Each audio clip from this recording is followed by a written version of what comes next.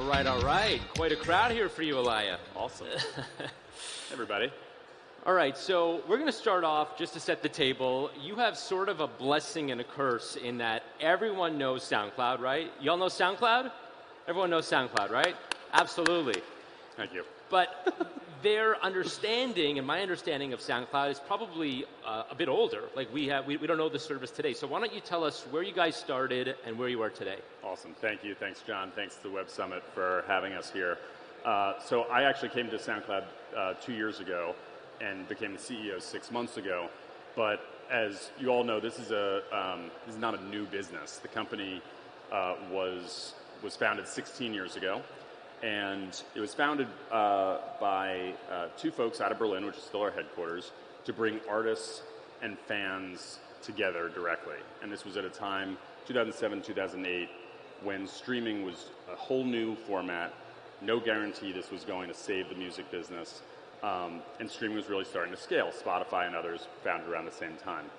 So they achieved massive scale in that time, which is probably when many of you first started to use the platform, either as creators uploading your music or as fans listening to that music. And then streaming needed to become legitimate.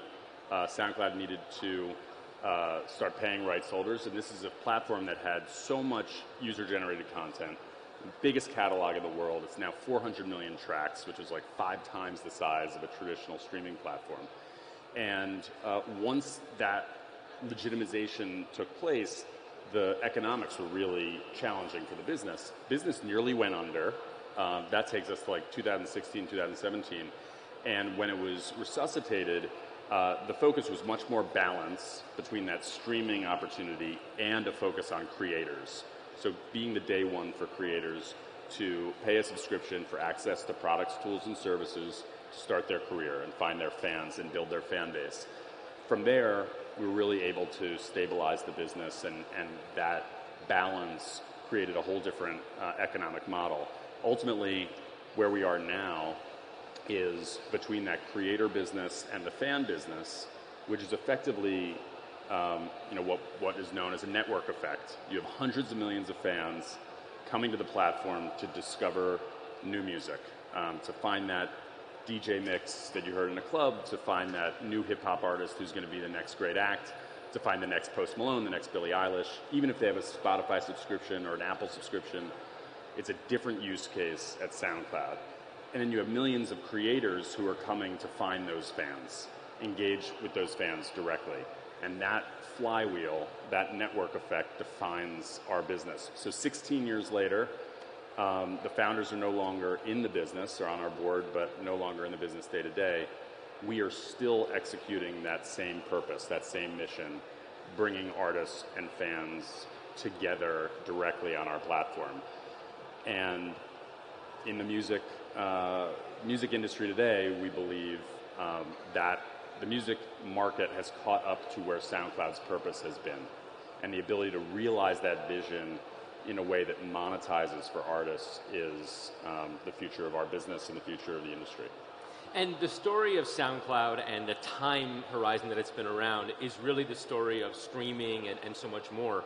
What is the biggest changes you've seen over the last few decades in the business, which you've been in for a long time? Yes. So I actually grew up an artist and ended up not being able to feed myself off of my singing voice. Although after the session, if anybody wants, we can do a little 4-part harmony.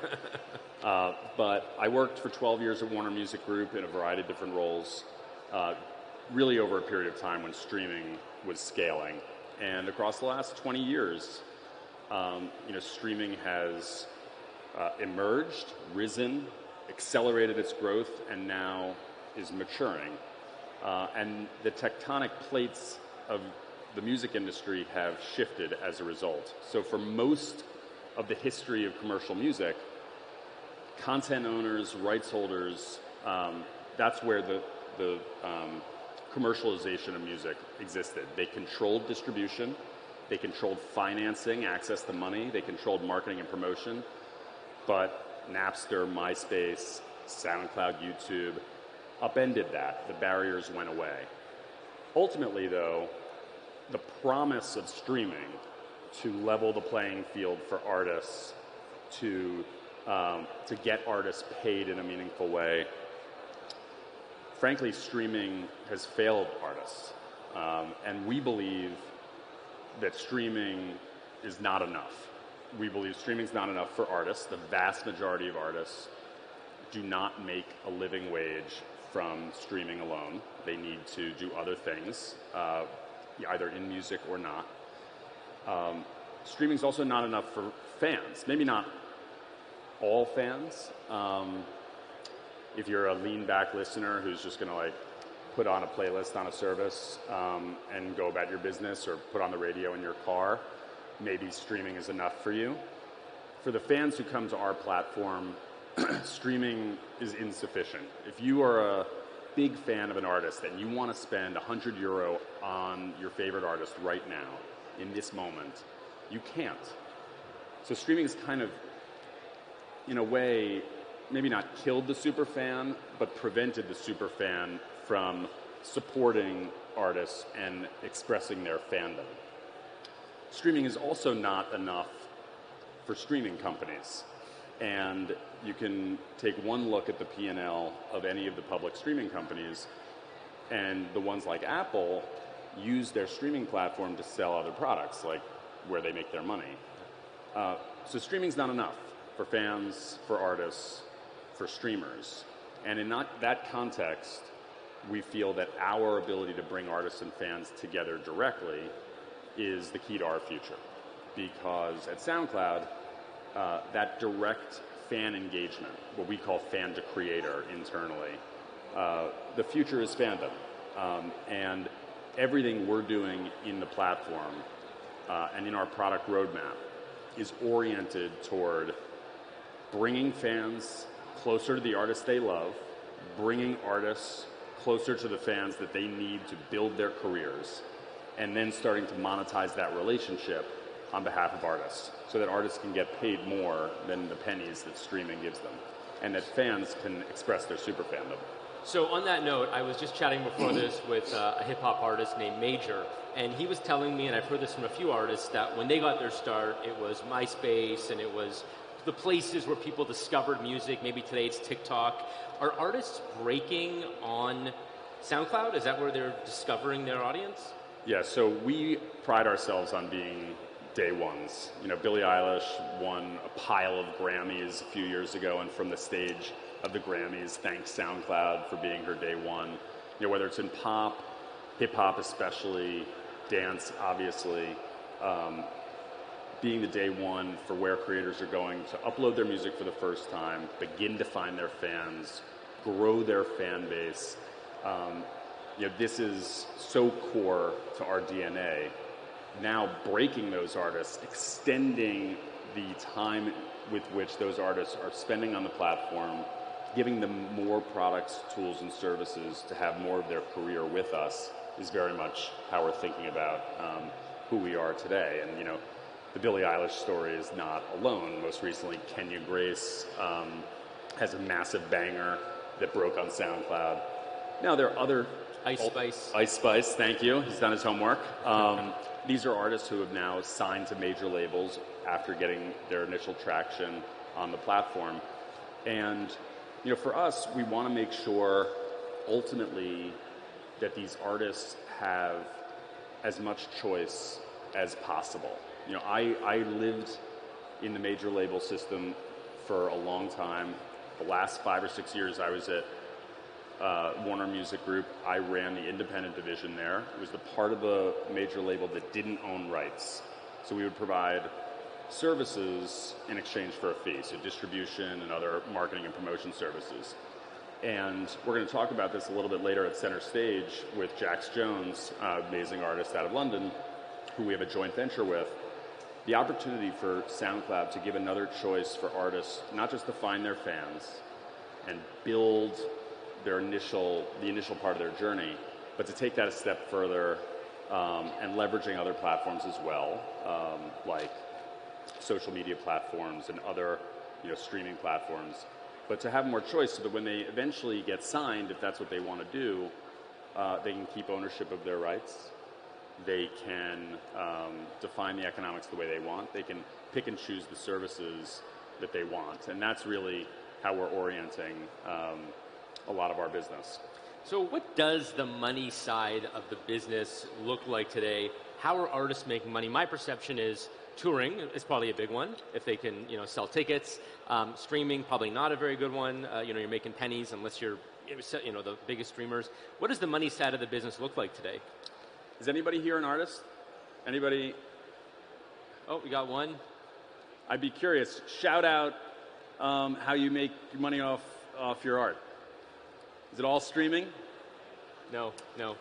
So, I think for most of the artists we see and work with, streaming is what they end up leaning on, but it's not sufficient. And they need to tour, they need to create other products. And now there are other creator platforms that are giving those artists paths. But I think what I mentioned earlier around streaming killing the superfan, the notion of the superfan is actually an old notion in music. So, physical box set. Superfans might pay hundreds of dollars for a gorgeous piece of furniture that, if you open it, has a vinyl inside and lyrics and might be signed by the band. When I was at Warner one year, we distributed the Keith Richards box set. It cost $1,200. It was a mahogany, lacquer piece of furniture. It looked like an antique that your grandparent might have in their living room. And there were 1,000 people across, especially the US and the UK, who had to have it. We probably could have charged more for it. This notion of super fandom dates back to the physical part of where the music industry was. NFTs were suddenly the same thing in digital commerce, and I think over time NFTs will be a part of that bubble burst, and I think over time that will be a part of how artists get paid.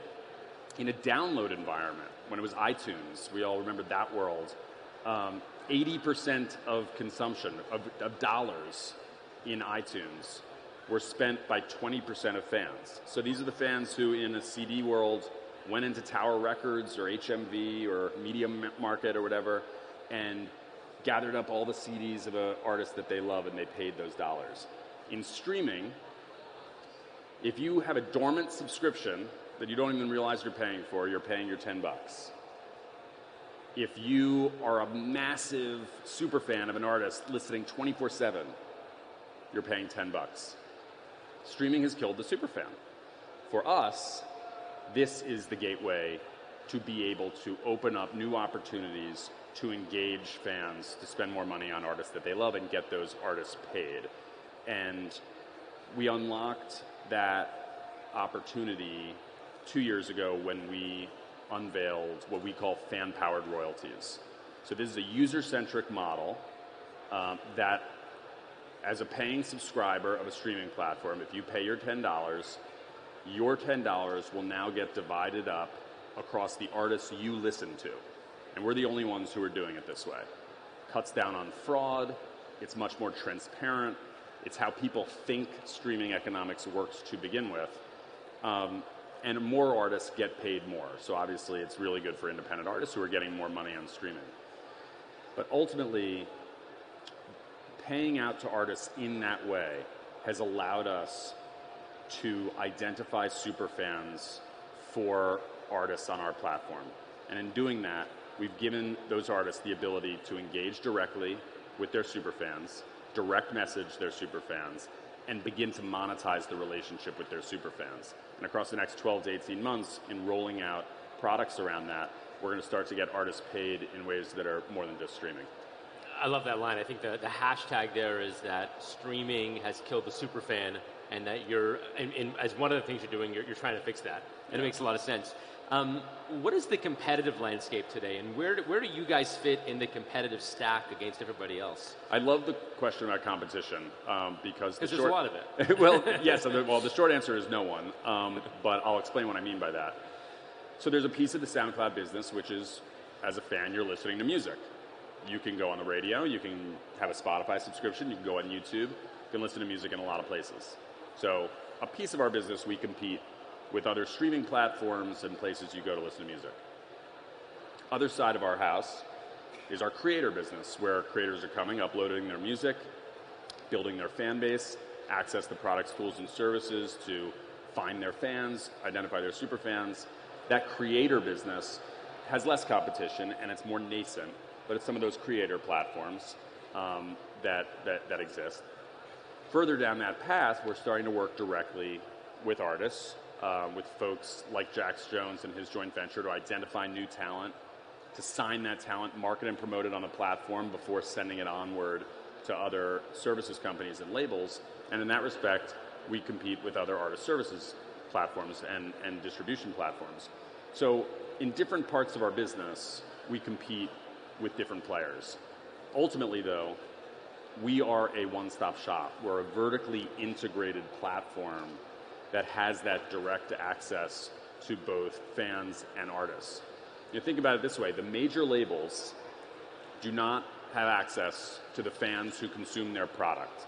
So they spend billions of dollars on talent ID and marketing and promotion every year, and they don't know directly what works, right, what their consumer thinks of the product that they're giving them. Similarly, retailers in music, like YouTube and Spotify and Apple, don't work directly with the artists. The artists are their biggest content cost, and the labels have those relationships. So Spotify pays out so much of every dollar to get access to that content, but they don't have a direct relationship with those artists. SoundCloud is the one place in the entire music ecosystem that is a two-sided marketplace, accessing both artists and fans directly at scale. So 16 years ago, our company was founded to bring artists and fans together directly. Today, in this environment where fandom, fan engagement is so important to getting artists paid, to scratching a fan's itch, to bring them closer to the artists they love, that's our purpose, to empower artists and fans to share and connect through music. And that's the future of SoundCloud. Yeah, and then just in the last minute here, when you're thinking about the future of this platform, are you thinking about engagement and monetization on the same level? Like we have to do both of these things? We have to break artists and get them paid? Or does one kind of push past the other? It's a great question. I think when you look at a lot of platforms in the creator economy, the majority of the feature sets don't end up getting either monetized or even used as much as certain features. They might be a hook to bring somebody in. So for us, ultimately, we want streaming to be the reason you came to the platform for the first time, to hear that song, to access that link. But then to stay on the platform, to have these other ways of engaging with the artists that we're feeding you through music discovery and through various algorithms.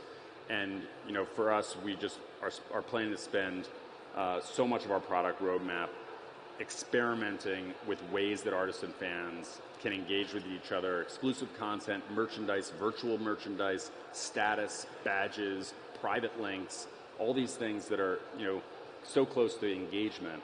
And over time, we think we're going to find lightning in a bottle to get artists paid. Eliah Seton, thanks so much. Thank you, John. Pleasure. Thanks, everybody. Thank you, Web Summit.